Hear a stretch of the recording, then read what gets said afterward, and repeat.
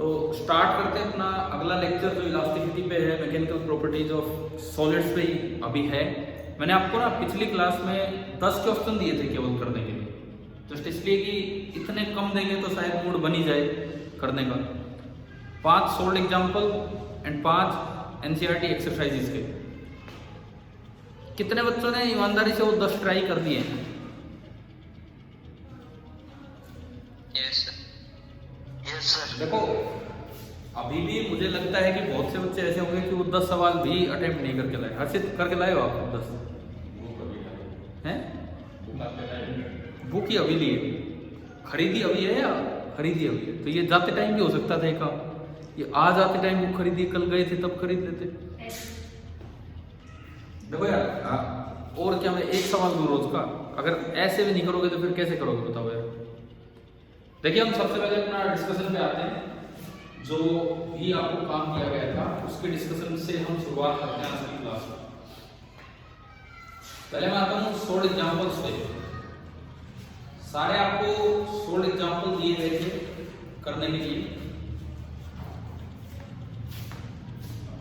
देखिए मेरे पास बुक ही है अभी और हम जस्ट क्वेश्चन से डिस्कस कर रहे हैं।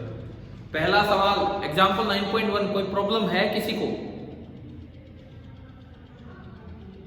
बोल दीजिए यस और नो, प्रॉब्लम है कि नहीं है फर्स्ट में। ठीक है। सेकंड में कोई problem?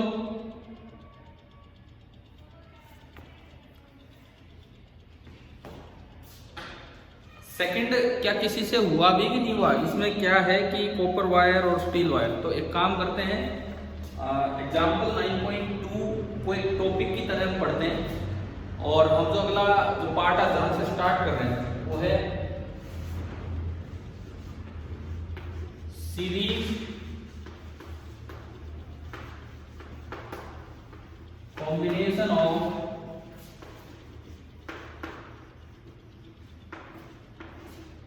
To elastic roads.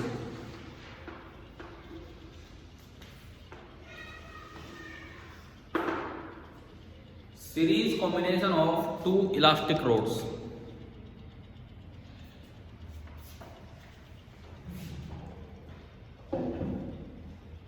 Suppose यहां पे मैं 2 इलास्टिक रोड लगा रहा हूं, तो अलग अलग रोड्स। मैंने माना कि एक ये रोड है जिसकी की नेचुरल लेंथ है L1, इतने ही क्रॉस सेक्शन की इसके साथ, क्योंकि कॉम्बिनेशन अच्छा तभी बनता है सीरीज में, नहीं तो क्रॉस सेक्शन अलग होगा तो ये अलग ही दिखेगी। इतने ही क्रॉस सेक्शन की एक नेचुरल लेंथ L2 की एक दूसरी रोड हमने मानी, same cross section. Cross sectional area हमने बोल दिया A, ये है। इस ऊपर वाले का यंग्स मॉडुलस है Y1 एंड नीचे वाले का यंग्स मॉडुलस है Y2। ठीक है। अब आपने इसमें क्या किया, कोई लोड अटैच किया, यहां कोई लोड अटैच किया M। ये M लोड अटैच करने की वजह से दोनों में कुछ खिंचाव होगा, दोनों में कुछ न कुछ खिंचाव होगा, और जो इक्विलिब्रियम लेंथ है, इक्विलिब्रियम लेंथ हमने माना कि कुछ ऐसी हो गई है, कुछ तो पहली वाली वायर खींची। एरिया ऑफ क्रॉस सेक्शन में कोई फर्क नहीं मानना है जब तक कोई ज्यादा इश्यू का जिक्र ना हो। और पहली लेंथ होगी है L1 प्लस डेल्टा L1। ये पहले से थोड़ी सी ज्यादा होगी, पहले से थोड़ी सी ज्यादा होगी। और ऐसे ही कुछ दूसरी लेंथ कितनी होगी एट इक्विलिब्रियम, और ये जो दूसरी लेंथ है ये भी अपनी इनिशियल लेंथ से थोड़ी ज्यादा होगी, L2 प्लस डेल्टा L2। और अब ये इक्विलिब्रियम में है। इसमें क्या हो रहा है कि शुरू में ये तो है जस्ट अटैच, क्या आपने लोड अभी अटैच किया है?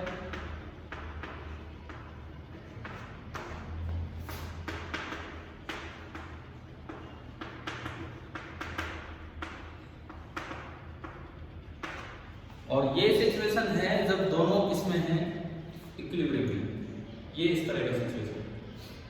Good evening sir. Good evening. इसमें स्टार्ट किया गया है सर। हाँ, मतलब हम डिस्कशन पे ही थे, और डिस्कशन में तीसरा कौन सा क्वेश्चन है? दूसरा है, और इसके अलावा कुछ अभी तक हुआ नहीं है। पहले सवाल में कोई प्रॉब्लम थी नहीं, ठीक है, थोड़ा बहुत वैसी बातें हुई थी और बस आगे हमने स्टार्ट किया।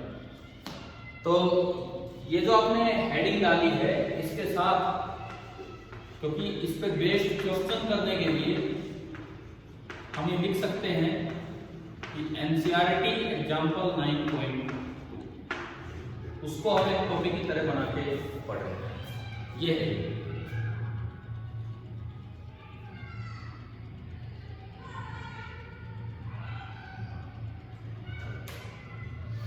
अब देखो इन्होंने सवाल में टोटल इलोंगेशन दे रखी है। टोटल इलोंगेशन कितनी हुई? पहले लेंथ थी L1 प्लस L2, और अब लेंथ होगी L1 plus L2 plus delta L1 plus delta L2। तो अगर मैं बात करूं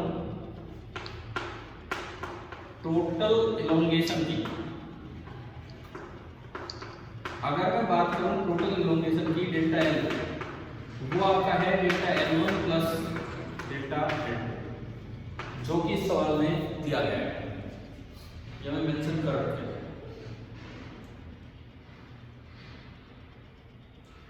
अब दोनों लाइट रोड है, अगर कोई एक का भी मास होता कुछ, तो दोनों में टेंशन अलग अलग हो सकती थी। अगर दोनों लाइट रोड है तो इसने भी बस mg वेट को सहन कर रखा है, और इसने भी mg वेट को सहन कर रखा है। दोनों ने ही सेम टेंशन अप्लाई हो रही होगी दोनों में, क्योंकि दोनों का काम क्या है? टेंशन का। मासलेस रोड जब भी होती है, जितनी टेंशन यहाँ होती है उतनी टेंशन ऊपर होती थी। लाइट ही है, इनका कोई मास समझ दिया नहीं गया है। इसका मतलब अगर मैं सेकंड वाली रोड में F इंटरनल 2 लिखूं, जो आया होगा वो भी mg होगा, और जो फर्स्ट वाली रोड है F इंटरनल 1 लिखूं तो वो भी कितना होगा? mg। अगर इसका कुछ और वजन होता तो ऊपर वाले में ज्यादा इंटरनल फोर्स आती है, टेंशन जिसको हम बोलते हैं। अब क्वेश्चन पे अभी हम आएंगे, पहले हम सोचते हैं इसमें, देखें कि क्या है। एफ इंटरनल आपको दोनों में पता लग गया, तो स्ट्रेस पता लग गया। स्ट्रेस जिसको हम सिंपल देते थे सिग्मा, यहां भी पता लग गया और यहां भी पता लग गया, सिग्मा 1 एंड सिग्मा 2। सिग्मा 1 कितना होगा? mg/a, और सिग्मा 2 भी कितना होगा? mg/a। स्ट्रेस पता लग गया तो सिग्मा 1 सिग्मा 2 आ गए। अच्छा, मुझे अगर स्ट्रेन तक पहुंचना हो, स्ट्रेस आ गया, यंग मॉडुलस पता है, ये पूरे में सेम है, क्या ये पोजीशन पे डिपेंड कर रहा है? कोई एक्स वाई का चक्कर ही नहीं है, पूरे में सेम है। तो आप सीधा लिख सकते हैं Young's modulus is equal to stress upon strain, लिखना नहीं है। तो यहां से अगर मैं सोचूं तो स्ट्रेन, जिसको मैं एप्सिलॉन 1 बोलूं स्ट्रेन, यंग्स मॉडुलस होता है स्ट्रेस अपॉन स्ट्रेन, तो स्ट्रेन हो गया स्ट्रेस अपॉन यंग्स मॉडुलस, ठीक है। तो इसका जो स्ट्रेन होगा वो तो होगा mg upon y1 into a, और जो इसका स्ट्रेन होगा वो होगा mg upon Young's modulus y2 into a। तो बताओ सीरीज कॉम्बिनेशन में कैसे आप इंडिविजुअल स्ट्रेन तक पहुंचे हैं? अगर आपने नीचे कॉमन लोड लगा रखा था तो कैसे इंडिविजुअल स्ट्रेन तक पहुंचे, क्या ये बात समझ आ गई? Yes sir. ठीक है, और इंडिविजुअल स्ट्रेन तक पहुंच गए तो डेल्टा L1 भी आ गया और डेल्टा L2 भी आ गया। कैसे भाई? एप्सिलॉन 1 का मतलब है डेल्टा L1 अपॉन L1, और एप्सिलॉन 2 का मतलब होगा डेल्टा L2 अपॉन L2। जैसे आप स्ट्रेन लिखते हैं उस तरीके से, समझ आ रही है बात? इसका मतलब अगर मैं एप्सिलॉन 1 की जगह लिखूं डेल्टा L1 अपॉन L1, तो डेल्टा L1 कितना आ गया? Delta L1।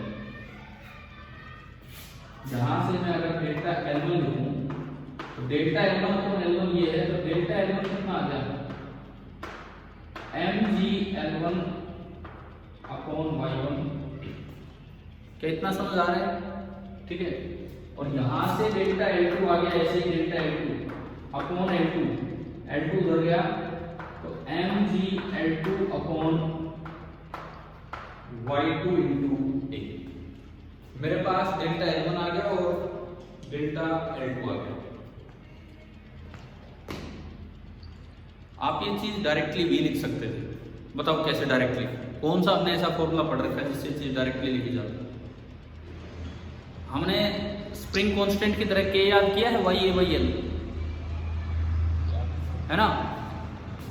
इसका स्प्रिंग कांस्टेंट K1 Y1A/L1, इसका K2 Y2A/L2। लोड कितना है? mg। तो जो स्प्रिंग फोर्स यहाँ बनेगा वो भी mg को बैलेंस कर रहा होगा, जो यहाँ बनेगा उसके लिए भी लोड कितना है? mg, क्योंकि इसका कोई वजन नहीं है। तो पहले वाले के लिए आपने इक्वेट किया mg बराबर YA/L1 into delta L1 K into x, और वहां से डेल्टा L1 निकालोगे तो ये आएगा। दूसरे के लिए आपने इक्वेट किया वही सेम, तो ये आएगा। बताओ क्या ये समझ आ गया है? लेकिन इससे भी जरूरी बात, अगर मैं इन दोनों को डिवाइड करूं, अगर मैं delta L1 by delta L2 निकालूं,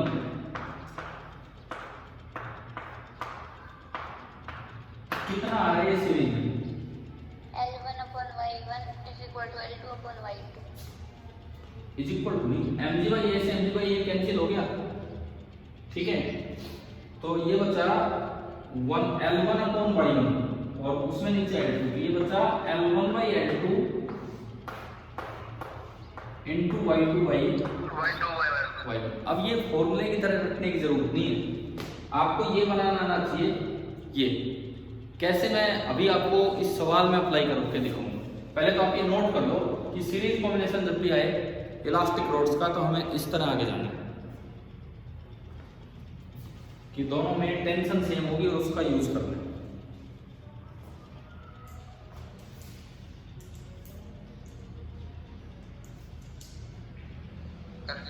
ठीक है, अब देखिए, अब ये जो सवाल है, ये जो क्वेश्चन है, मान लो आपको ये करना, तो हम सीधा ऐसे स्टार्ट करते कि भाई यहाँ लोड है mg, तो इसका भी जो स्प्रिंग फोर्स होगा वो mg को बैलेंस करेगा, और इसका भी स्प्रिंग फोर्स mg को ही बैलेंस करेगा क्योंकि इसका वजन है। तो यहाँ बनेगा K2x2 बराबर mg, K2 की जगह तो Y2A/L2 और x2 की जगह डेल्टा L2 बराबर mg, तो उससे डायरेक्ट डेल्टा L2 आ जाएगा, ऐसे डायरेक्ट डेल्टा L1 आएगा। उनका रेशियो आपने ये निकाला। अब जब आप इस क्वेश्चन पे आएंगे तो इस क्वेश्चन में बोला है, देखो मतलब कमाल की बात है, आज भी बहुत से बच्चे, मतलब गिनती के थोड़े से बच्चों ने अटेम्प्ट किया होगा 10 सवाल, और पता नहीं कितने घंटे थे कल से लेके आज तक। कल सुबह क्लास खत्म हुई थी, आज शाम को हो रही है, 24 घंटे से ज्यादा समय हो चुका है, लेकिन 10 सवाल भी बच्चे नहीं कर पा रहे हैं। अटेम्प्ट में हो ना हो एक अलग बात है। तो अब देखो इस सवाल में ये जो क्वेश्चन है, आपको डेल्टा L टोटल दिया है। अगर सवाल बुक आपके सामने है तो इस क्वेश्चन में डेल्टा L टोटल दिया है कितना? 0.7 mm, ये आपको दिया गया है, ठीक है। When stressed by a load, the net elongation is found to be 0.7 mm. Copper wire of length 2.2 metre, यानी कि L1 आपको दे दिया 2.2 metre, and steel wire of length 1.6 metre, 1.6 metre. L1 दे दिया, L2 दे दिया, ठीक है।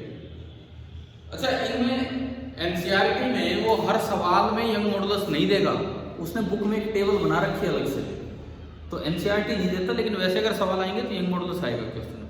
तो यहाँ चाहे कुछ भी हो, कोई सा मटेरियल हो, उसका यंग मॉडुलस आपको टेबल से मिल जाएगा, वैसे सवाल में दिया हो तो मतलब हमें यंग मॉडुलस पता है। अब ये कहता है व्हेन स्ट्रेस बाय लोड, तो जो नेट इलोंगेशन मिला that is 0.7 mm, total elongation आ रहा है 0.7 mm। तो आपको वेट बताना है कि वेट कितना हो, ये बताना है। कैसे करें इसमें? आपको बस ये गिवन है, या मान के चलो ये हमें पता होते हैं, एक मुझे L1 पता है, L2 पता है, क्या एरिया गिवन है कहीं? कॉपर वायर डायमीटर दे रखा है, दोनों का डायमीटर 3 mm, तो डायमीटर का दे दिया तो एरिया तो हमें पता ही है, पाई इंटू रेडियस का स्क्वायर, तो रेडियस कितना होगा d/2 का स्क्वायर, पाई इंटू d/2 का स्क्वायर। आप करेंगे यार, घर से ट्राई करेंगे, लेकिन अब आप ये बताओ एल डेल्टा एल दिया है तो उस समय ये लोड कैसे निकालूं, mg कैसे निकालूं। आपको L1 दिया गया है, आपको L2 दिया गया है, आपको y2 टेबल से मिलेगा, y1 टेबल से मिलेगा बुक में, तो क्या मेरे पास रेशियो आ जाएगा delta L1 by delta L2। करेंगे। उसके बाद टोटल लेंथ आपको दी गई है, अब वो किस रेशियो में बांटनी है वो यहां से आ गया। सपोज 2:3 आ जाए तो इसके 5 हिस्से करके 2 से मल्टीप्लाई करते हैं, या क्या 3 से मल्टीप्लाई, ये आता है नहीं बांटना, बंटवारा करोगे ना ये, ठीक है। Delta L1 by delta L2, मैं इसका सॉल्यूशन देख के बोल रहा हूं 2.5 आएगा क्वेश्चन के अकॉर्डिंग। जब आप इसको सोल्व करोगे, वैल्यूज पुट करोगे तो ये 2.5 आएगा, मतलब 5/2। तो 5/2 का मतलब है इसके 7 पार्ट्स करो। बड़ी अच्छी वैल्यू दी इन्होंने, बड़ी अच्छी वैल्यू दी।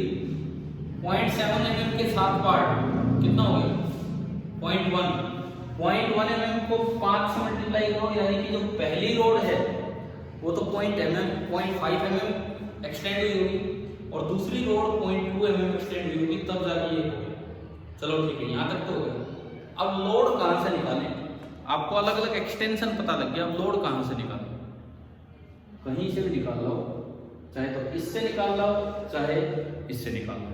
आपको डेल्टा L1 पता लग चुका है, आपको डेल्टा L2 पता लग चुका है। अगर आप इसका यूज करेंगे, डेल्टा L1 आप जानते हैं, ठीक है, L1 आप जानते हैं, एरिया आप जानते हैं, y1 आप जानते हैं, बताओ क्या यहां से इजी कैलकुलेट हो जाएगा या नहीं। हाँ भाई, क्वेश्चन आ गया कि नहीं आया समझ, ठीक है। अब इसके लिए जो सबसे इंपॉर्टेंट पॉइंट है वो ये है, सबसे इंपॉर्टेंट पॉइंट क्वेश्चन इसके बाद सोल्व होगा कि आपको यहां तक पहुंचना आना चाहिए कि कैसे सीरीज में यहां तक पहुंचा जाता है। तो बताओ series combination of rods clear है कि नहीं, इलास्टिक रोड्स का सीरीज कॉम्बिनेशन, ठीक है। ये करोगे, क्वेश्चन ट्राई करोगे कैलकुलेट करने की कोशिश।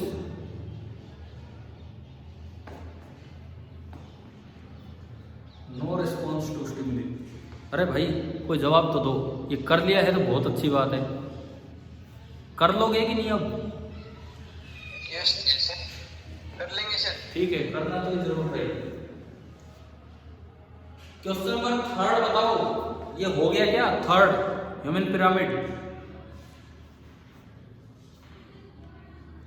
मुझे यार बार बार यही लग रहा है, आज भी आपने ट्राई नहीं कर रखे, बार बार ये लग रहा है। एक बार यूं बताओ, कितने बच्चे ऐसे हैं जिन्होंने 10 सवाल मैंने दिए थे, 10 के 10 एक बार ट्राई कर दिए। मेरे सामने तो 2 बैठे, इन्होंने तो नहीं किए ट्राई, इनमें से तो एक ने भी नहीं किया, देख ही नहीं रहे मेरी तरफ। आप बताओ पूजा, 10 के 10 ट्राई किए। Yes sir. और कोई बच्चा जिसने 10 अटेम्प्ट किए हो।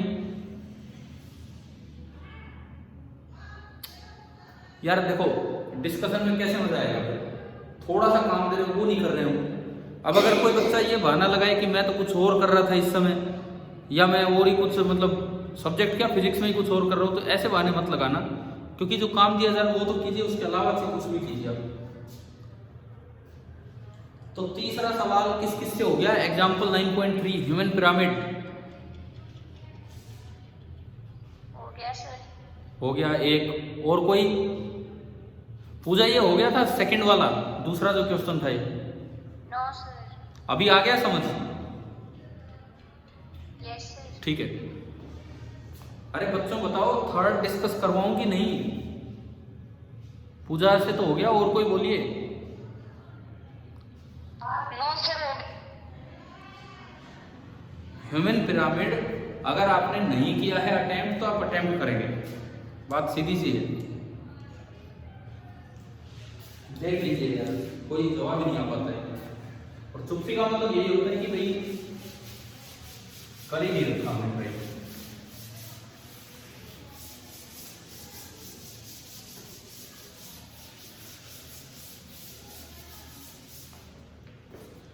देखिए तीसरा सवाल क्या कहता है, in human pyramid in circus. Circus में क्या है, ये बना रखा है डायग्राम, बड़ा क्लियर नहीं दिख रहा है, नीचे बंदा है, उसने अपने पाँव के ऊपर टेबल या पट्टा लगा के ऊपर पिरामिड सा बना रखा है इंसानों का, इस तरह का है। The entire weight of the balanced group is 280 kg। ये कहता है कि जो पूरा ग्रुप है, हम अभी कर रहे हैं NCERT एग्जाम्पल 2.3 9.3 सॉरी 9.3। ये कहता है पूरे ग्रुप का जो मास है,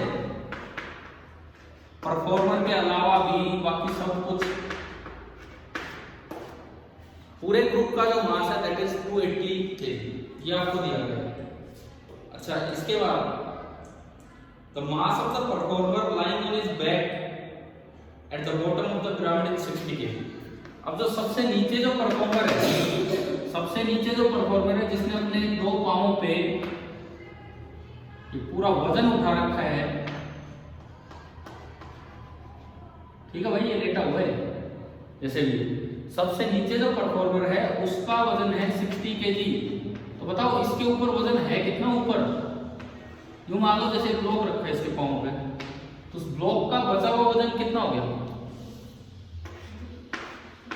220 kg। आधी बार बच्चा ये घटाना ही भूल जाता है। अब ये दिखता है ईच थाइबोन, थाइबोन समझते हो? Each thighbone of this performer has a length of 50 cm and effective radius 2 cm। जो लेंथ है बोन की वो मान लो 50 सेंटीमीटर है, पांव यूं सीधे ही होंगे, ठीक है ना। और जो रेडियस है बोन का, जो रेडियस है वो भी आपको दे रखा है एरिया ऑफ क्रॉस सेक्शन निकालने के लिए। फिर से वही बात, यंग मॉडुलस की जरूरत पड़ेगी तो एनसीईआरटी में टेबल में दिया होगा Young modulus of human bone, वहां से हम लेते हैं। अब ये पूछता है determine the amount by which each thigh bone gets compressed under the extra load. ये जो ऊपर से जो वजन आया है इसकी वजह से हर एक थाई बोन कितना कंप्रेस होगी, ये आपको बताना है।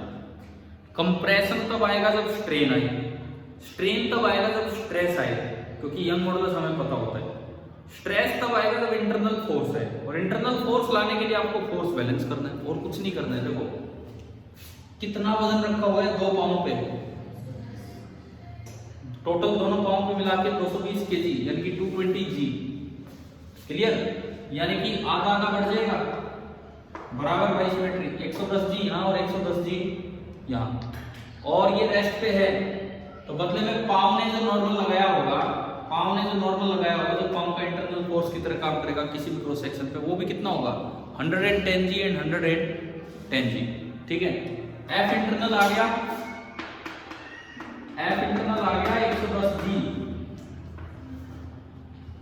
स्ट्रेस चाहिए उसको एरिया से डिवाइड कर देना, एरिया आपको पाई इनटू जो भी डायमीटर है उसका या रेडियस दिया है उसका स्क्वायर। ठीक है, फिर सिग्मा आने के बाद यंग मॉडुलस आपको टेबल से मिलेगा बोन का, यंग मॉडुलस बराबर स्ट्रेस अपॉन स्ट्रेन, यहां से स्ट्रेन निकाल दो, और फिर स्ट्रेन आने के बाद उसको इक्वेट करना है डेल्टा एल बाई एल से, और वहां से डेल्टा एल निकाल लो, यही कंप्रेशन है। दरअसल हमें मोड़ देना होगा क्योंकि कंप्रेस हो गए, तो यही उसका डेल्टा एल है जो हमें निकालना है। भाई जिस भी बच्चे ने नहीं ट्राई किया है यार, सारे तो नई नई चीजें आ रही हैं, सर्कस आ रहा है इसमें, इस पे क्वेश्चन आ रहे हैं, तो ये तो करने हैं आप लोगों को। तो ऐसे चलोगे, मैं तो बस ये थोड़े एग्जांपल डिस्कस कर लेता हूँ, ये तो बता ही नहीं पा रहे आप, हो गए तीन हुए शॉर्ट एग्जांपल। अगर नहीं किए हैं तो मैं कुछ आगे पढ़ाऊंगा, इलास्टिसिटी में कुछ आगे पढ़ाऊंगा, अगर आपने नहीं किए हैं तो बताओ। अरे मतलब ये बोलो ना कि कल कर लाएंगे। देखो यहाँ बैठे दोनों बच्चे यहाँ भर रहे हैं कि कल तो पक्का ही कर लाएंगे। पक्का तो अब भी नहीं है, कह रहे पक्का तो अभी भी नहीं है, देखेंगे कोशिश करेंगे। अरे भाई आप लोग बताओ, मेरा तो मूड था कुछ डिस्कशन की। कल कर लेंगे सर पक्का। ठीक है ठीक है ठीक है ठीक है, उस कल की मुझे उम्मीद है और इंतजार रहेगा। सुनो अब कितना काम करके लाओगे कल, पहले वो और सुनो। ये 10 सवाल तो आज के थे, और 10 रुपए जाओगे तो 20, मतलब 5 से 16 एडिशनल एक्सरसाइज से पहले तक का सारा काम कल आपको करके लाना है। डिस्कशन ढंग से होगा, जिस क्वेश्चन में कोई टॉपिक बनता होगा वो टॉपिक बनाएंगे, जैसे आज सीरीज कॉम्बिनेशन वाला बना है, आप अच्छे से करेंगे तो इतना टाइम नहीं लगेगा डिस्कशन में। मतलब आपका कल का होमवर्क है, एक तो एनसीईआरटी के 16 एग्जाम्पल सारे 5 तक, और जो एडिशनल एक्सरसाइज से पहले 16 तक क्वेश्चन है 16 तक, तो 16 वो ट्राई कर लेंगे। मैं आगे तब बढ़ूंगा जब आप ये काम कर लेंगे और ये डिस्कस करवा लेंगे, कोई डाउट है तो। अगर करेंगे तो आप बता पाएंगे कि नहीं, चलो जी आगे चलो आगे चलो, इस तरह से। ठीक है, जितने भी बच्चे अभी क्लास में, भाई देखो ये ऐसी गलती फिर ना हो, और कल जरूर करके लाए अपना काम। अभी 13 पार्टिसिपेंट्स यहाँ हैं, मुझे हटा दो 12 आप उधर, 2 यहाँ बैठे हैं, 14 बच्चे हैं टोटल। चलूँ तो मैं आगे बढ़ूँ इसी में थोड़ा। Yes sir. ठीक है, रखते हैं जिस किताब को।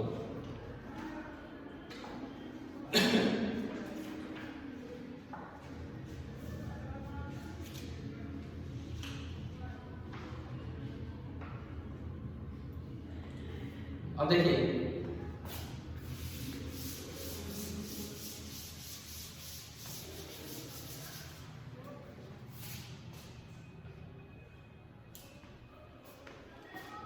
एक क्वेश्चन से हम शुरुआत कर रहे हैं। क्वेश्चन किस पे लेता हूं, चलो बीम पे लेता हूं, थोड़ी प्रैक्टिस हो जाए। कुछ चीजें हमने बीम पे सीखी थी उस दिन। भाई सिंपली सपोर्टेड बीम याद है जो आपकी बुक में दिया था, डिफ्लेक्शन निकाला था सेंटर का, है ना? उस तरह का एक सवाल कुछ अलग आ जाए तो क्या होगा। क्वेश्चन लिखे, एक कैंटिलीवर, मैं लिख देता हूं, कैंटिलीवर भी एक बीम होगी जो एक एंड पे सपोर्ट है और एक एंड पे नहीं, मतलब एक एंड पे फिक्स है एक पे फ्री। कई बार छज्जे निकाले जाते हैं, छज्जे, और छज्जे में बीम दी जाती है आगे, जिसका एक एंड तो दीवार पे होता है और दूसरा एंड हवा में होता है। क्या कैंटिलीवर का मतलब आ गया आपको समझ में, कौन सी बीम है? यस समझ गए ना, जो घरों में छज्जे निकले रहते हैं उस तरह पे कई जरूरत पड़े तो क्वेश्चन ये लिखिए, एक cantilever with a point load W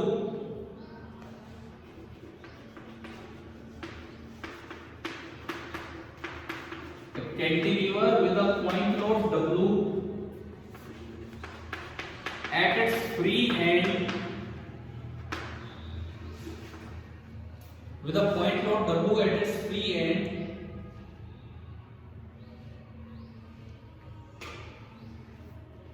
is fixed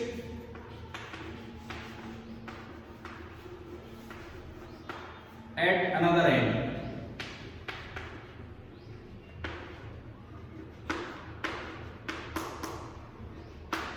Find the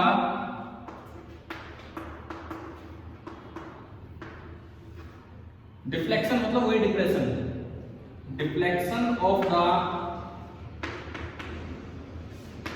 free end of light beam. Light beam बोलने का क्या मतलब है?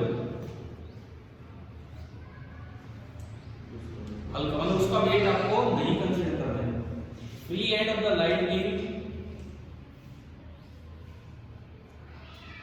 और इस बीम के बारे में जो बातें दी गई हैं मैं इसके ब्रैकेट में लिख देता हूं, आप उनका मतलब समझ जाएंगे।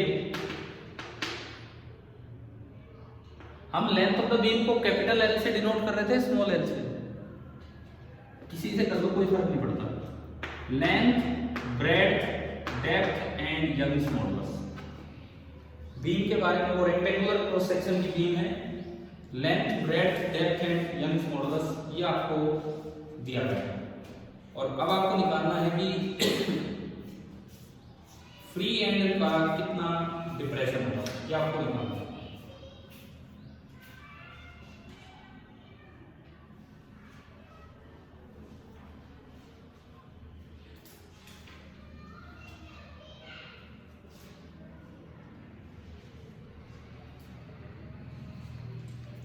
भाई एक तो कैंटिलीवर वर्ड अगर कभी आए तो क्या उसका मतलब समझ आ गया आपको क्या है? वो जो उस दिन जो पढ़ी थी उसे बोलते हैं सिंपली सपोर्टेड बीम। कैंटिलीवर का मतलब आ गया ना समझ में, एक एंड फिक्स है और एक एंड फ्री है। देखो इस तरह का अरेंजमेंट है, मिटा दो ना, ये हो गया होगा।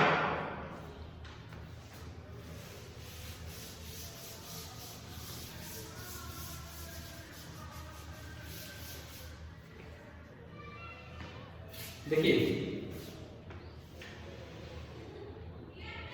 ये एक ऐसी बीम है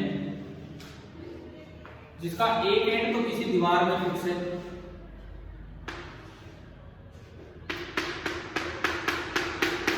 और दूसरे एंड पे छत वगैरह या छज्जा आगे निकाल के ये है। लेकिन हमने तो बोला है कि पॉइंट लोड है। पॉइंट लोड का मतलब ऐसा है जैसे यहाँ पे कोई पिलर खड़ा कर दिया। समझ आ गया पॉइंट लोड का क्या मतलब है? यूं छज्जा निकाल कर उस पर आगे पिलर खड़ा कर दिया और उसमें उस पर कुछ बनाया जाए, इस तरह का काम। या फिर यहाँ कुछ नीचे लटका दिया जाए, ये है। तो ये एक लोड है, ये एक लोड है और उस लोड का सिंबल है W, ये हमने माना है। ये तो बीम है, आप दिखाना चाहो थोड़ा तो ऐसे दिखा सकते हो। रेक्टेंगुलर क्रॉस सेक्शन की ये बीम जा रही है आगे इसके अंदर इस तरह से। लेंथ, ब्रेड्थ, डेप्थ ये सब है यहाँ पे।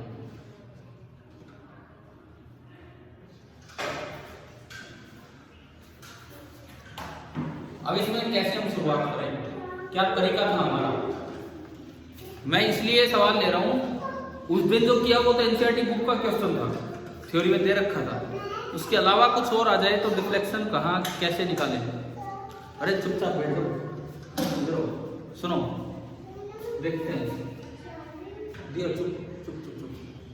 देखो अब इसमें सबसे पहली बात, उस दिन जो बीम झुकी थी वो ऐसे झुकी थी, ऐसे। ध्यान है वो बीम बीच से सपोर्ट ना एंड साइड में सपोर्ट थी, बीच में दबा हुआ, तो इसकी कॉन्केविटी अपवर्ड थी।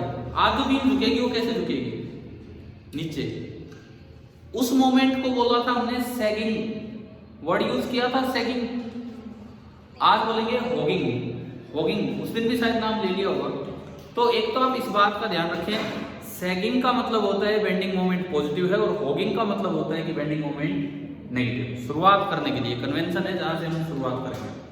तो देखो तरीका वही है, ये थोड़ी देर में जैसे भी झुक जानी है बीम, तो ये ऐसे हो जानी है।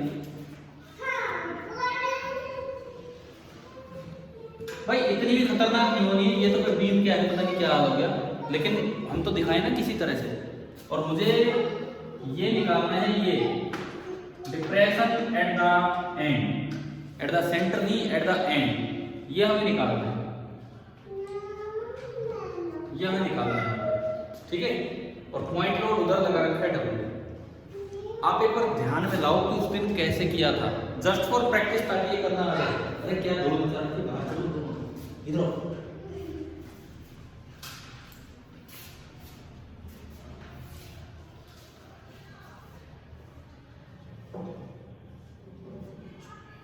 देखिए शुरुआत करते हैं। आपने क्या किया, यहां से आप किसी भी एक्स डिस्टेंस पे गए, यहां पे एक क्रॉस सेक्शन लिया। ऐसे करते थे उस दिन शियर फोर्स बेंडिंग मोमेंट निकालने के लिए, है ना। मुझे शियर फोर्स नहीं, मुझे टॉर्क चाहिए बेंडिंग मोमेंट, क्योंकि वहां से आगे इक्वेशन चलेगी। मुझे टॉर्क चाहिए बेंडिंग मोमेंट की, वहां से इक्वेशन आगे बढ़ेगी। तो इस जगह बेंडिंग मोमेंट निकालना है। तो हमने बताया था कि उस साइड वाला निकाल लो चाहे इस साइड वाला। उधर देखते हैं क्योंकि इधर तो फिर वो रिएक्शन निकालनी पड़ेगी। Simply supported beam, simply supported beam में दोनों साइड से रिएक्शन थी, तो इधर निकालो तो इधर निकालो। हाँ जी ले जाओ इसको। देखो सिंपली सपोर्टेड बीम में दोनों साइड रिएक्शन थी, लेकिन इसमें कोई फर्क ही नहीं पड़ रहा है। तो आप इस साइड ही देख लीजिए, क्योंकि उधर रिएक्शन फोर्स का चक्कर पड़ेगा।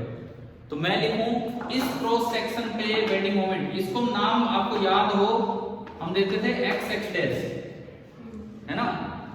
ये लेंथ x है तो ये लेंथ बची l माइनस x। पहला स्टेप यहां लिखो बेंडिंग मोमेंट। भाई बेंडिंग मोमेंट का सिंबल g देते थे शायद हम, है ना। ये हॉगिंग मोमेंट है, सैगिंग नहीं है, हॉगिंग है। तो उसको अगर पॉजिटिव बोलते थे तो इसको क्या बोलेंगे? नेगेटिव। ये बात आप याद रखना, इस टॉर्क को नेगेटिव बोलेंगे। तो बताओ अगर मैं उधर उधर के पार्ट को अलग कर दूं, अगर मैं राइट पार्ट को अलग कर दूं, कितना टॉर्क है? कोई रिएक्शन फोर्स तो है नहीं, शियर फोर्स होगा। लेकिन आप इसी एक्सिस के अबाउट टॉर्क देखते हैं तो शियर फोर्स का टॉर्क कितना हो जाता है? 0। आज कैंटिलीवर है तो इधर फायदा है देखने में, सिंपली सपोर्टेड बीम होती तो कोई सी साइड देखो रिएक्शन निकालना पड़ता। माइनस इसलिए कि होगिंग मोमेंट है। तो अब बताओ कितना होगा टॉर्क, बता दो बस इस एक्सिस के अबाउट इस फोर्स का टॉर्क। बोलो, एक बच्चे ने यहां बोल दिया, आप लोग बोलिए। अरे इस एक्सिस के अबाउट राइट पार्ट पे इस डब्ल्यू का टॉर्क कितना होगा? 0 कैसे हो गया? 0 कैसे हो गया?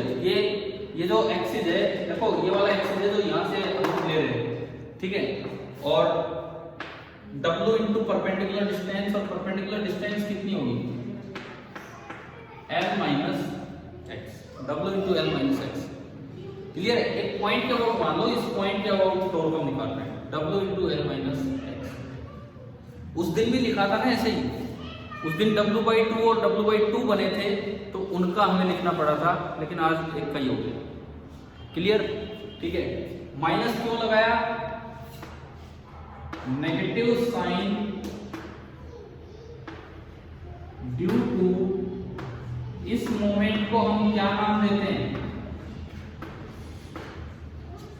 अगर झुकाव ऐसा हो नीचे की तरफ बेंडिंग हो तो सैगिंग है, और अगर ऐसा हो तो होगिंग है नेगेटिव, और ऐसा हो तो सैगिंग है पॉजिटिव।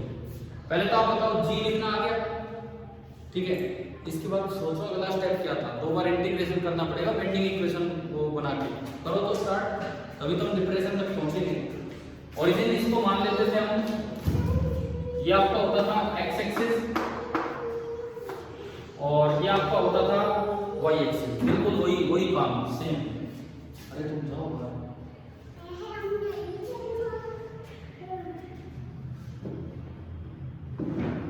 करो भाई, ये काम कीजिए आप, तब तक मैं इनको सुनूंगा।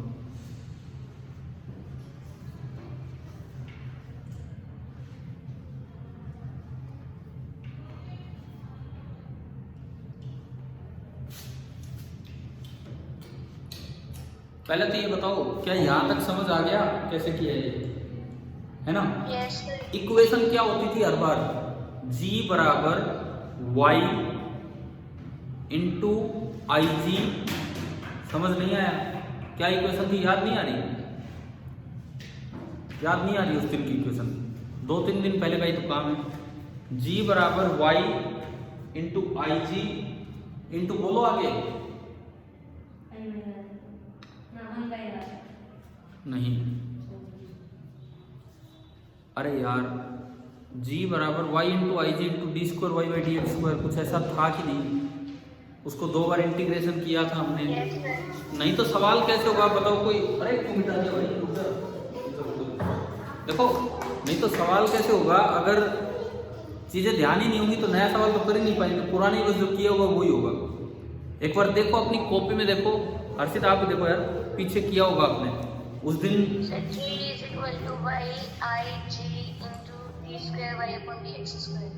तो देखने के बाद ही नजर नहीं आ रही इनको कई देर, मतलब बच्चों को, आप सभी को। ये इक्वेशन हम लगाए, इस G को मैंने इक्वेट किया y into I G, geometrical moment of inertia, into D square Y by D X square, this is equal to minus W into L minus X. यार आप करोगे तभी तो काम आगे बढ़ेगा।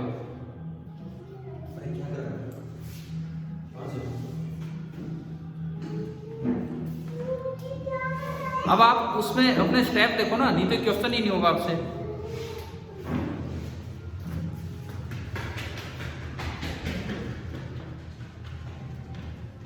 अगला स्टेप क्या किया है उस दिन वो देखिए आप।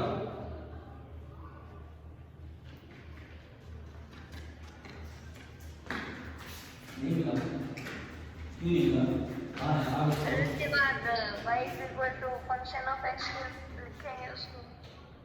देखो मेरे पास यहाँ से हमने उस दिन किया होगा D square Y by D X square निकाल लिया होगा। दोनों साइड इंटीग्रेट करोगे तो इधर बन जाएगा D Y by D X, और उधर इंटीग्रेट करके plus some constant C1। Initial condition देख के C1 निकाल के वापस पुट करेंगे। फिर एक बार फिर से इंटीग्रेशन करेंगे, इधर y आ जाएगा, उधर as a function of x आ जाएगा, और प्लस C2। इनिशियल कंडीशन देख के फिर से C2 की वैल्यू निकाल के वापस पुट करेंगे, और फिर लास्ट वाला x बराबर l पे ये पुट करेंगे। तो यार ये मैंने अब उस दिन का फॉर्मूला आपने याद कर लिया, क्वेश्चन ये आ गया, तो ऐसा थोड़ी खाली वो एक फॉर्मूले से काम चल जाएगा। समझ आया कि नहीं आया, कैसे होगा? Yes sir. तो करना है, इसको यूं नहीं छोड़ना, हर चीज होमवर्क में नहीं। अभी कर लें सर? अभी करना है, अभी करना है, नहीं तो कल भी नहीं होगा ये। आप यहां से D square Y by D X square देखो पहले तो क्या है।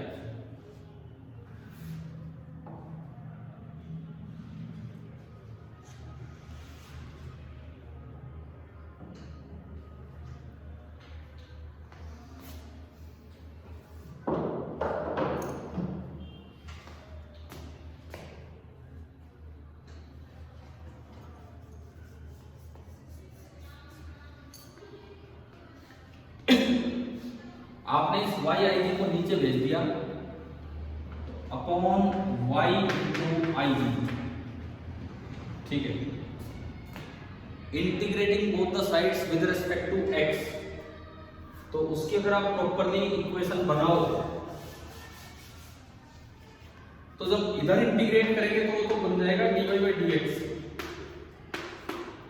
Integrating both the sides with respect to x, और उधर बनेगा minus w by Y I G, तो बाहर आ गया। पहली टर्म बनेगी इंटीग्रल l dx और माइनस दूसरी टर्म बनेगी इंटीग्रल x dx। आप बताओ क्या ये स्टेप समझ आ गया कि नहीं? ठीक है, इस इंटीग्रेशन को विदाउट लिमिट इंटीग्रेट कीजिए और प्लस एक्स c1 लगा दीजिए।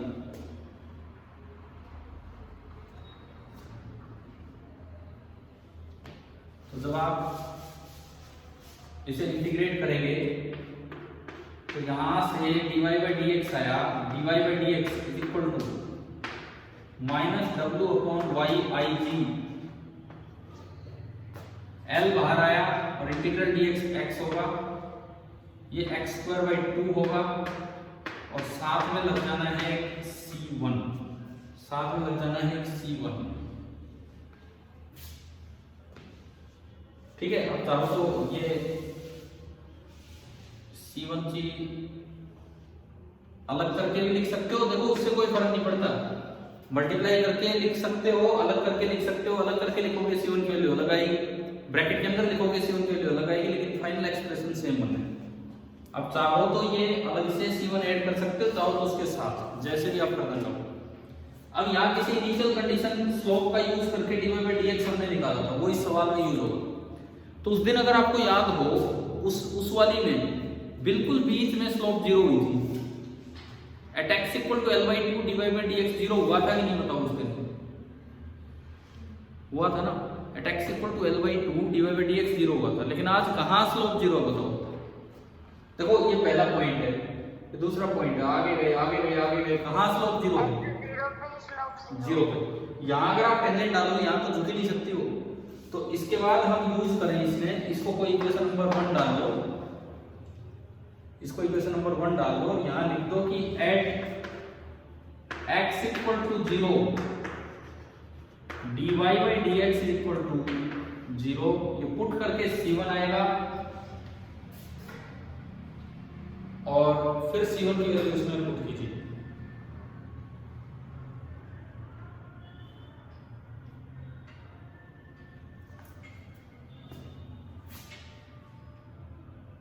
बताइए c1 कितना आया?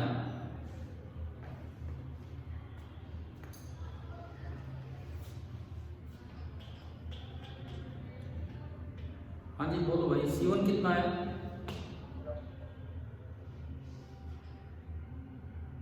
इतनी देर तक c1 नहीं आया, कोई तो बच्चा आंसर दे। 0 आएगा बिल्कुल। अरे देखो ना, dy बाई dx के लिए 0, इसके लिए 0, इसके लिए 0, तो सब कुछ तो 0 हो गया। तो यहां से आपको c1 मिलेगा 0, पुट इन इक्वेशन 1। तो मेरे पास dy बाई dx आ गया। करो मैं इसमें मिटा दूं c1 को, आप तो अलग से लिख लेंगे। Yes sir. तो ठीक है, मेरे पास dy बाई dx आ गया, ये आ गया।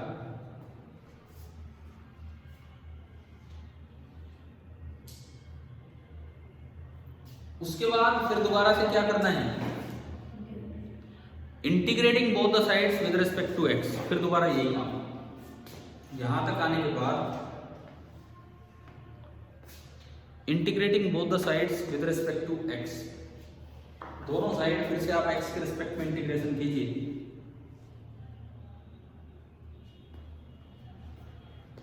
हाँ जी, dy बाई dx का इंटीग्रेशन तो हो जाएगा y, एक डिफरेंशिएशन खत्म होगा, ये तो y हो गया, minus w upon Y I जी बाहर है। lx का इंटीग्रेशन आप कहो तो मैं सीधा लिख दूं l इंटू एक्स dx आना है, वो integrating with respect to x है, तो x dx का इंटीग्रेशन होगा x square by 2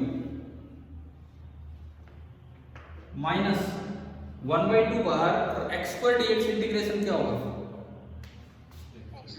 x cube by 3, तो ये बना x क्यूब बाई 6, और साथ में एक नया कांस्टेंट आपने ऐड कर दिया, क्या, c2।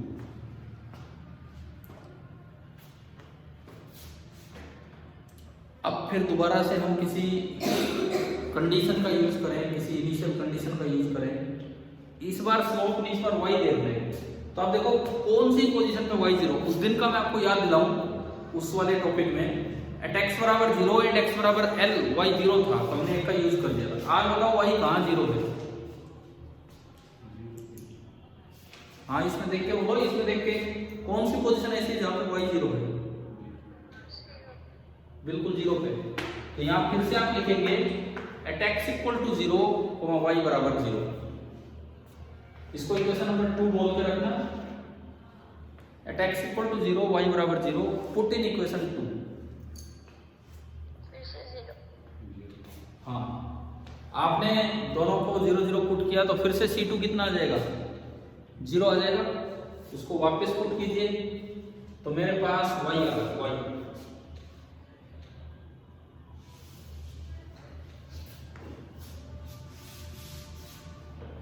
तो हमारे पास y आ गया minus w upon Y I जी, ये कैपिटल Y यूनिवर्स है, ये वो नहीं है, into l into x square by 2 minus x cube by 6। भाई बताओ यार, क्या यहाँ तक पहुंचना है कि नहीं? उस दिन तो मैं बता रहा हूँ आपको बार बार, एनसीईआरटी वाला वो टॉपिक था, आज उस पर एक सवाल ले रहा हूँ, कैसे कैसे यूज होगी ये चीज, कि समझ आ गया है कि नहीं सभी को? अब लास्ट स्टेप क्या करना है, हमें ये निकालना है। तो at x equal to l y कितना है, at x equal to l y कितना है, अरे उसमें पुट करेंगे तभी तो सोल्व होगा। आपकी ये c2 हट चुका है, फाइनल इक्वेशन आ गई जिसको शायद हम इक्वेशन स्टार बोल रहे थे। उस दिन अगर आपको याद हो तो उस दिन हमने किया था वो बीच वाले पॉइंट पे, at x equal to l by 2 y था माइनस डेल c। तो आज बताओ at x equal to l y कितना है, माइनस डेल एंड, नीचे है ना ये। तो यहां तक इक्वेशन स्टार आने के बाद आप लिखिए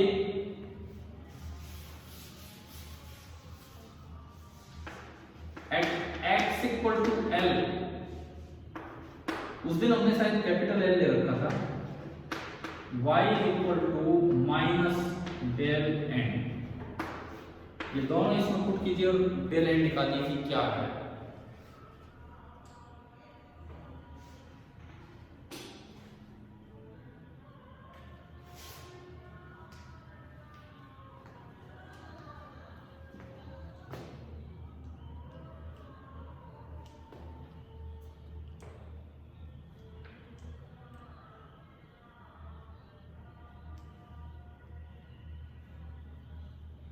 So minus w upon yig l cube by 3। Yes sir. मतलब माइनस तो नहीं आएगा, माइनस तो कट जाएगा क्योंकि ये तो positive w into L cube upon 3yig। बताओ ये आया कि नहीं? पॉजिटिव आएगा, वो तो कोऑर्डिनेट नेगेटिव है, लेकिन इसकी वैल्यू आ गया, कोई साक्षी आ गया, ठीक है, आखिरी बिल्कुल लास्ट है, कौन सी रोड है? रेक्टेंगुलर क्रॉस सेक्शन, आईजी कितना था? BT cube upon 12। वो इसमें पुट कीजिए लास्ट में, पुट आईजी बराबर BD cube upon 12।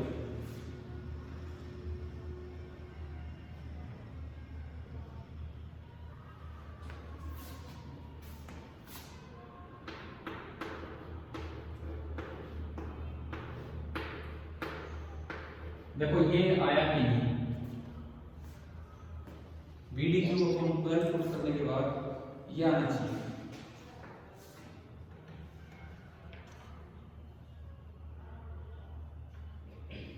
Yes sir.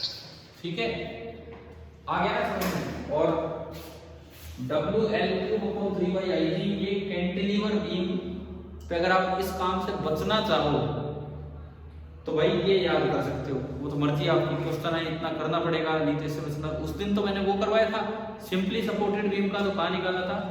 Centre पे। और इसका ये, इसमें भी नीचे डी क्यूब आ रहा है, डेप्थ का क्यूब और फिर बकलिंग और वो सब चीजें बता दी उस दिन, क्रॉस सेक्शन किस शेप का है। अच्छा, जो पिछला जो वीडियो डाला गया है, क्या आपने उसका थंबनेल देखा था? थंबनेल जस्ट एक घर की फोटो और कुछ नहीं है। वो क्या क्या दिखाने के लिए, वो लट्टू जल रहा है वो थोड़ी दिखाया उसमें, क्या दिखाने के लिए डाला है वो? आई शेप का है। वो आई क्रॉस सेक्शन उसमें नजर आ रहा है ना, आई क्रॉस सेक्शन उस छज्जे में किस तरह से, ठीक है? हाँ, तो इसीलिए वो इस तरह का है। वो कैंटिलीवर नहीं है। कैंटिलीवर तब होता है जब वो शुरुआत दीवार से ही होती है और बस आगे की तरफ बीम होती है। लेकिन आपको पता है वो जो सारे बीम होते हैं वो तो कहां से स्टार्ट होते हैं? पिछली दीवार से, समझ गए हो? पिछली दीवार से स्टार्ट होकर अगली दीवार से भी आगे निकलते हैं, ऐसे होते हैं ना वो। इनको नाम दिया जाता है ओवर हैंगिंग बीम। वो जो होते हैं ना, वो उनको बोलते हैं ओवर हैंगिंग बीम। अगर केवल दीवार से दीवार तक है तो उसको बोलते हैं सिंपली सपोर्टेड बीम। और दीवार से स्टार्ट होकर और बस हवा में खत्म हो रहा है, बीच में कोई और दीवार नहीं है, तो उसे क्या नाम देते हैं जो आज यूज किया हमने? कैंटिलीवर। समझ में आ गया ये कुछ किस तरह की नोमेनक्लेचर है? ठीक है, अगला सवाल लिखो। मैं जस्ट आपसे ये फॉर्मूला यूज करवाना चाहूंगा और कुछ नहीं। Next question, steel road of circular cross section, steel road of circular cross section of radius 1 centimetre, of radius 1 centimeter is rigidly fixed at one end.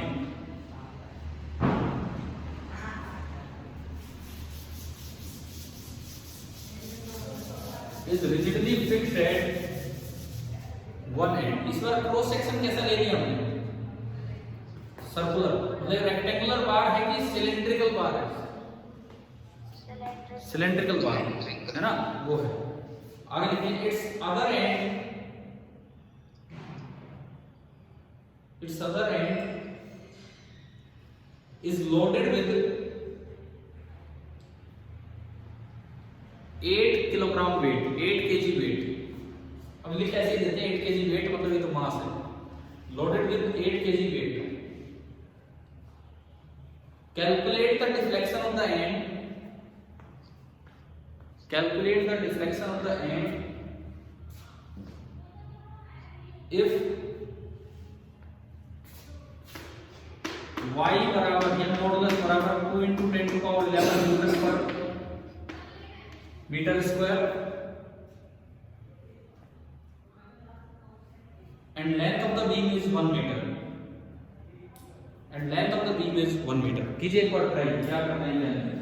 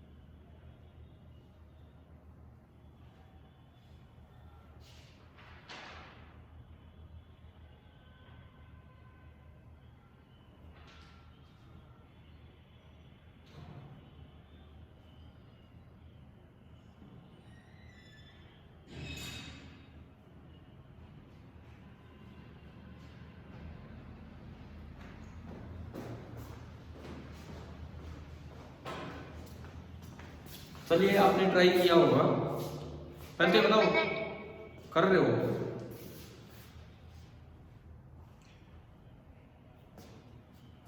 Answer लिखता हूं मैं, आंसर अगर किसी का आए तो।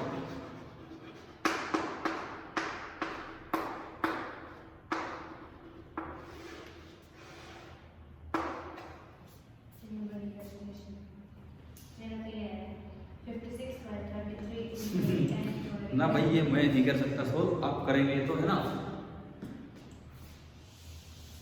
पहले तो बताओ ये कैंटिलीवर है कि सिंपली सपोर्टेड है? हाँ जी, कैंटिलीवर है कि सिंपली सपोर्टेड है?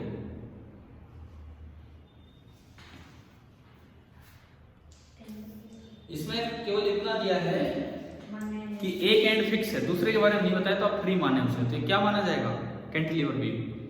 ठीक है, लेंथ दे दी आपको अलग से, ठीक है, वेट आपको दे रखा, मास दे रखा, उसको जी से मल्टीप्लाई करेंगे W हो गया, लेंथ शायद 1 ही दी है, तो L क्यूब में कोई दिक्कत नहीं है। यंग मॉडुलस दे रखा है, IG थोड़ा दूसरा यूज होगा। कौन सी रोड है? सिलेंड्रिकल है, तो सिलेंड्रिकल का क्या होता है? Pi into radius rest for 4/4 पढ़ा था, हमने याद किया था, है ना। वो आपको उसमें यूज करना है, वो आपको उसमें यूज करना है कि IG that is equal to pi into R rest for 4/4। तो भाई आप कैलकुलेट कर लेना, Wmg लेना, m इंटू जी जरूर लेना, कैलकुलेट आप बाद में कर लेना। सेंटीमीटर में इतना आएगा, मीटर में तो और भी छोटा है 0.01, इस तरह से। सेंटीमीटर में ये इतना आ जाएगा।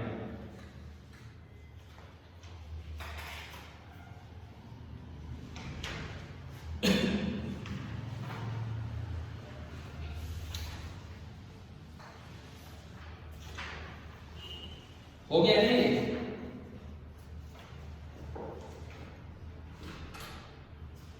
Yes, sir. ठीक है।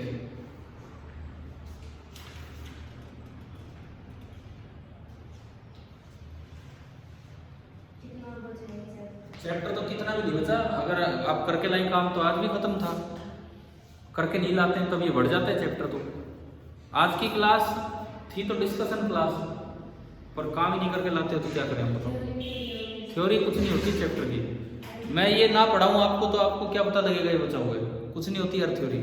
ये तो आप देखो चैप्टर का कभी रिवीजन भी चलता है ना, तो उसमें नई ही चीजें आती हैं, पुरानी करवाई हुई चीज कभी नहीं आती दोबारा से। चैप्टर तो जब खत्म करना चाहो तब खत्म हो जाएगा ये, क्योंकि हमने इतना पढ़ लिया है इसमें। अब मैं वेट क्या कर रहा हूँ यार, मैं चाहने को फ्लूइड कर देते स्टार्ट, लेकिन आप काम तो करो, ऐसे तो हर चैप्टर बस यूं ही निकलता जाएगा। मैं तो अगले पूरे दोनों दिन इलास्टिसिटी में लगाना चाह रहा हूँ, अगर आप ढंग से काम करके लाते हैं तो। नहीं तो मैं बता रहा हूँ पीछे भी ऐसे बहुत से चैप्टर हुए, हम निकलते रहते हैं आगे, फिर वो काम ही कुछ नहीं होता, ना वो डिस्कस होता ना कुछ और। अब ये बताओ कल करके लाओगे कि नहीं? ऐसे तो मन ही नहीं करता यार आगे काम करवाने का कुछ भी। Yes. कितना कितना काम कर लाओगे कि कल वो हो जाए फिर हम कुछ आगे बढ़े। हाँ मैंने कल 10 दिए थे, वही नहीं, आज मैंने एडिशनल एक्सरसाइज से पहले तक के दिए हैं। 16 ही तो सवाल है शायद वो, और 5 शॉर्ट एग्जाम्पल जिसमें शायद 2 या 3 तो डिस्कस हो गए, 3 डिस्कस हो गए, तो 2 वो बचे और 16 वो, 18 सवाल हैं। आप ये जरूर करेंगे, क्योंकि ऐसे कोई मतलब ही नहीं है यार, क्लास लिए जाओ फिर क्या मतलब है, तो इस तरह की चीजों का। चलिए एक क्वेश्चन लेते हैं जिसमें एनसीईआरटी में भी इस तरह का होगा, लेकिन हम यहाँ पे लेते हैं सवाल। देखो अभी हमने 2 सवाल लिए बीम्स के ऊपर,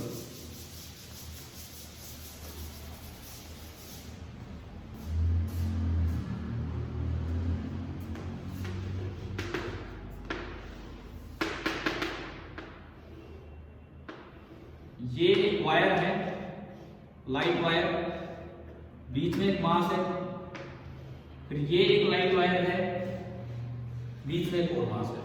ये आप डायग्राम में, यहां मास दिया है m1 और यहां मास दिया है m2, इस तरह से आपको दिया गया है।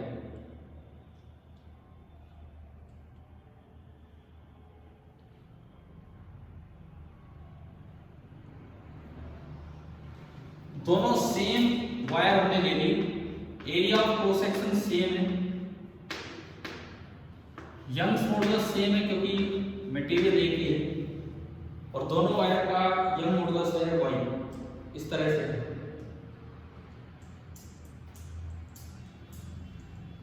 मतलब बिल्कुल सिमिलर वायर है। आपको क्या निकालना है, फाइंड लॉन्गिट्यूडिनल स्ट्रेन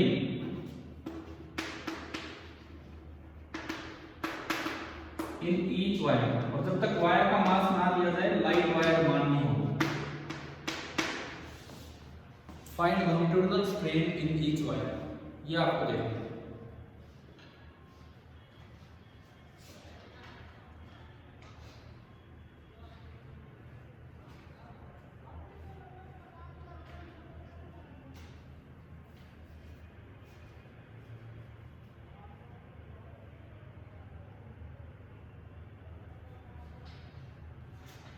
केवल स्ट्रेन लिखना है, कोई बहुत मुश्किल चीज नहीं पूछे मैंने आगे तक की। हो गया, लिखो भाई। यहाँ पे हर्षित बोल रहे हैं हो गया है, आप भी एक बार लिख लीजिए, फिर मैं डिस्कस करता हूँ।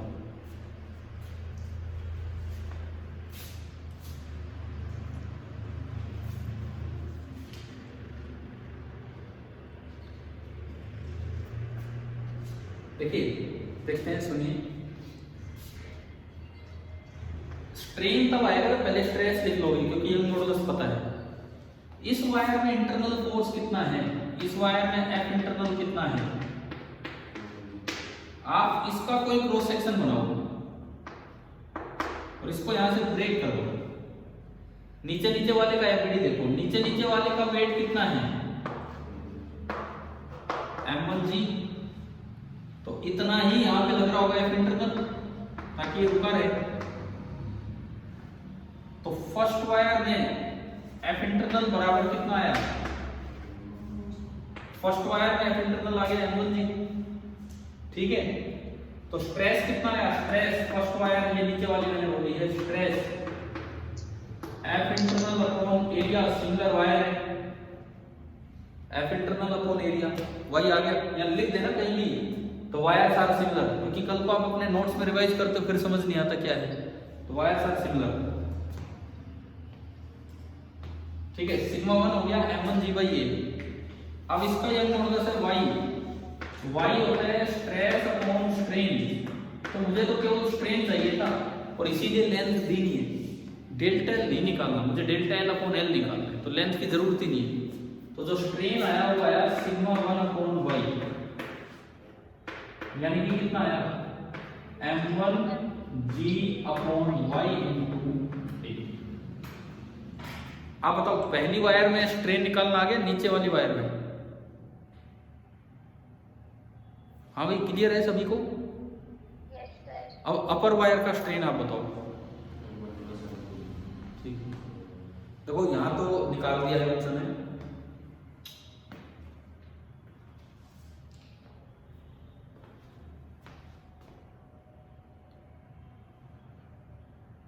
केबीसी आता है ना, केबीसी कौन बनेगा करोड़पति, उसमें ये होता है कुछ लोग टीवी पे देख रहे होते हैं और कुछ सामने भी बैठे होते हैं दर्शक, है ना। तो वो फीलिंग आ रही है हमें, तो यहाँ भी बैठे हैं लोग और अपने अपने घर पे भी देख रहे हैं।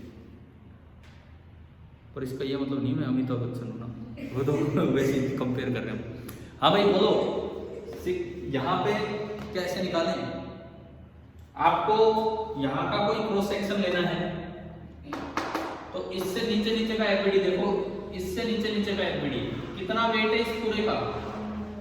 m1g plus m2g। हाँ, m1 प्लस m2 इंटू जी, उतना ही यहाँ एफ इंटरनल बनेगा, सेम उतना ही यहाँ एफ इंटरनल बनेगा। तो एफ इंटरनल सेकंड का हो गया m1 प्लस m2 इंटू जी, ठीक है। तो स्ट्रेस सेकंड का हो गया sigma 2 m1 plus m2 into g divided by A, ये सेम है, ये आपका सेकंड का स्ट्रेस हो गया, ठीक है। और फिर से वही काम कर देना है, y होगा, y तो y है, दोनों का सेम है, स्ट्रेस अपॉन स्ट्रेन, तो स्ट्रेन हो जाएगा स्ट्रेस अपॉन y। तो अगर मैं इसका यूज करके लिखूं एप्सिलॉन 2, केवल स्ट्रेन ही चाहिए था मुझे, इलोंगेशन नहीं चाहिए था, तो अपॉन y कर देना है, तो ये आया m1 plus m2 y into ए। बताओ भाई समझ आ गया कि नहीं? Yes. ठीक है, कैसे भी कॉम्बिनेशंस बना के दिए जा सकते हैं और आपसे ये चीजें पूछी जा सकती हैं।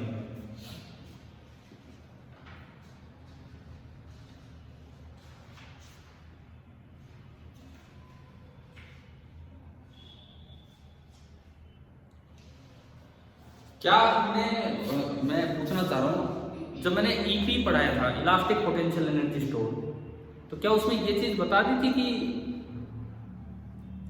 वैसे तो एनर्जी पर यूनिट वॉल्यूम का फॉर्मूला है half into stretch into strain, लेकिन अगर आप उसे स्लोली स्ट्रेच करके लाओ, एक तो वो केस, और एक मैंने ब्लॉक अटैच करके उसे छोड़ दिया, वो नीचे एलोंगेट होके एकदम आएगा, वो केस, क्या दूसरा वाला केस बताया है कि नहीं? Yes, sir. क्या बताया था उसमें? क्या कोई हीट प्रोड्यूस वगैरह का जिक्र हो चुका है? ये देखो आप, हो चुका है सर। हो चुका है ना? हाँ, वही चीज हम पूछ रहे हैं आपसे, क्या है क्या नहीं। जैसे एक क्वेश्चन लिखो, जस्ट उस चीज को एक बार रिवाइज करने के लिए एक क्वेश्चन लिख रहे हैं यहाँ पे। When a block of mass m, capital M, when a block of mass m is suspended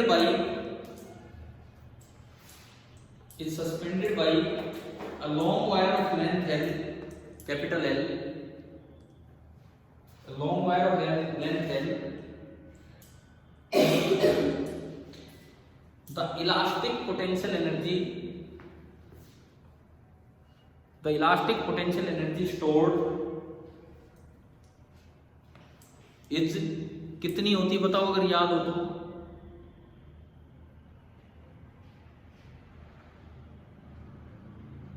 बोलो, फिर मैं बोलूंगा नहीं तो। Is mgl/2, is mgl/2। Question ये नहीं है तो बताई गई आपकी जानकारी। क्वेश्चन बताओ ये याद है क्या? अगर एक उसको m मास अटैच करके और इस तरह से खींचा गया है तो mgl/2 आता है। पहले तो ये बताओ ये बात क्लियर है कि नहीं? Yes, sir. करवाया होगा नहीं उस समय, करवा दिया था शायद। ठीक है, आगे लिखो। The loss in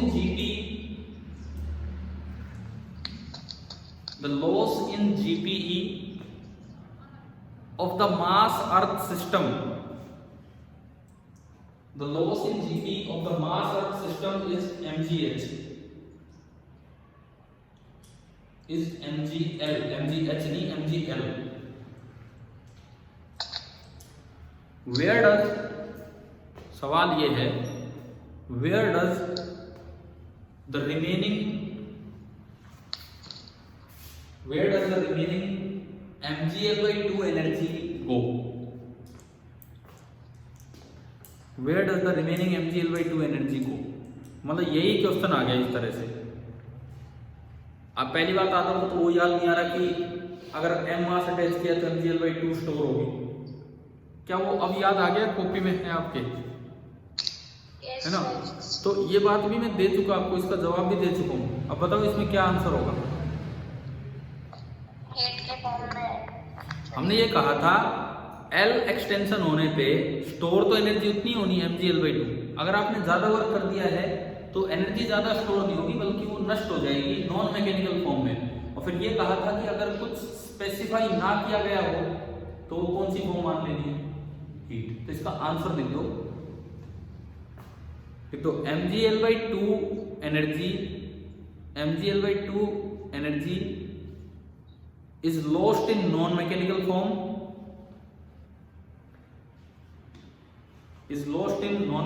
form, और इसी में एक लाइन ये ऐड कर देना, unless stated otherwise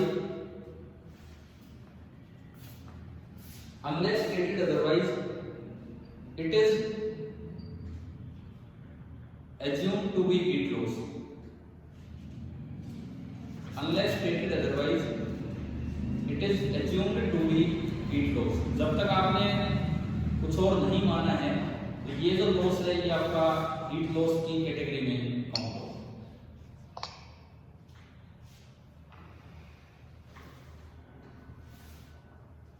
ठीक है, अब सुनो, चैप्टर ऑलमोस्ट कंप्लीट है। चैप्टर ऑलमोस्ट कंप्लीट है। आज मैंने आपको मैं बताऊं तो मैंने 3-4 सवाल ही करवाए हैं, कुछ बीम्स के ऊपर, बीम की प्रैक्टिस के लिए। हाँ, एक चीज हमने उनको देखो, एनसीईआरटी क्वेश्चन में जो आना है मैं आपको पहले नहीं पढ़ा रहा हूँ। एक तरीका ये होता है कि वो टॉपिक पहले पढ़ा दो, एक ये भी बड़ा आसान तरीका है, वो टॉपिक पहले पढ़ा दो सीरीज कॉम्बिनेशन, और फिर आपको होमवर्क में दूं तो आप 1 मिनट में कर देंगे। आपको पहले दिया जा रहा है ताकि आप सोचें कि क्या करना है क्या नहीं। तो इसीलिए आप होमवर्क नहीं करेंगे तो यार कहाँ से वो काम फिर आगे डिस्कस होंगे। चैप्टर में और कुछ नहीं है पढ़ाने का, चैप्टर तो हो गया है, ठीक है।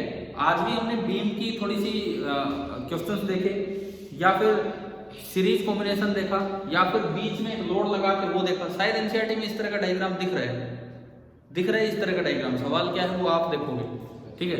मेरा मूड नहीं था ये आज करवाने का, आज मैं करवाता, लेकिन ये तब करवाता था कि ये चीज पहले आप अटेम्प्ट कर चुके होते। पर दूसरा चैप्टर भी हम अभी नहीं कर रहे थे स्टार्ट में, आज की क्लास बस फिनिश ही कर रहा हूँ अभी, क्योंकि आप काम करके लाएंगे। जिस दिन डिस्कशन अच्छा होगा उस दिन नया चैप्टर भी साथ साथ कर देंगे। डिस्कशन ही नहीं करवाओगे तो फिर क्या होगा। अब है ना, कल का जो काम मैंने दिया है आप उतना ही कर लाओ, मैं बहुत ज्यादा नहीं दे रहा हूँ, लेकिन अगले 2-3 दिन में, मीन्स इस वीक कुछ आगे भी स्टार्ट होगा तो, लेकिन कुछ डिस्कशन रोज चलाएंगे आप रोज। और ये 2 घंटे क्लास तभी होगी जब आप 1 घंटा कम से कम डिस्कशन में लगवाएंगे। 1 घंटा नहीं, आधा घंटा, कुछ तो टाइम आप उसमें अपना यूज करेंगे, ठीक है। अब कल का काम मैं दोबारा याद दिलाता हूँ, 500 सोल्ड एग्जाम्पल पढ़ने नहीं है, वहां से ढंग से ट्राई करने। दूसरी बात, ये जो 16 क्वेश्चन दिए हैं, देखो एनसीईआरटी के सॉल्यूशन बहुत जगह मिल जाते हैं। कोई प्रदीप वगैरह के बुक लेके रखते हैं, उनमें होते हैं, और कुछ नहीं। नेट पे आजकल तो फोन ही इतना यूज होने लग गया, नेट पे देख लेते हैं। वो नहीं करना है यार, हर सॉल्यूशन भी अच्छा नहीं होता, और आपके लिए तो सॉल्यूशन बिल्कुल ही अच्छा नहीं है, वो सही हो तब भी। तो आप अपने आप ट्राई करेंगे। कैलकुलेशन कहीं ज्यादा हो रही है, थोड़ा कैलकुलेटर यूज कर लो, नहीं तो खुद ही करना चाहिए अप्रोक्सीमेशन यूज करके, ठीक है। और कोई बच्चा कुछ बोलना चाहे, कोई कुछ पूछना चाहे तो ठीक है, हम कल 5 बजे मिलेंगे। आप फिर से अगर काम नहीं करके लाएंगे तो मैं 6:15 तक क्लास खत्म कर दूंगा। आप काम करके लाएंगे तो इतना काम है कि उसमें लग जाएंगे 40-50 मिनट डिस्कशन में, आप ढंग से ट्राई करेंगे तो, ठीक है। किसी सॉल्यूशन की हेल्प मत लेना, सोल्ड एग्जाम्पल जो है उनमें जरूर, अगर आपसे ना हो तो आप सॉल्यूशन देखना, और उस डिस्कशन के बाद फिर हम आगे काम को बढ़ाएंगे, ठीक है भाई। कल मिलते हैं हम, ठीक है। Thank you.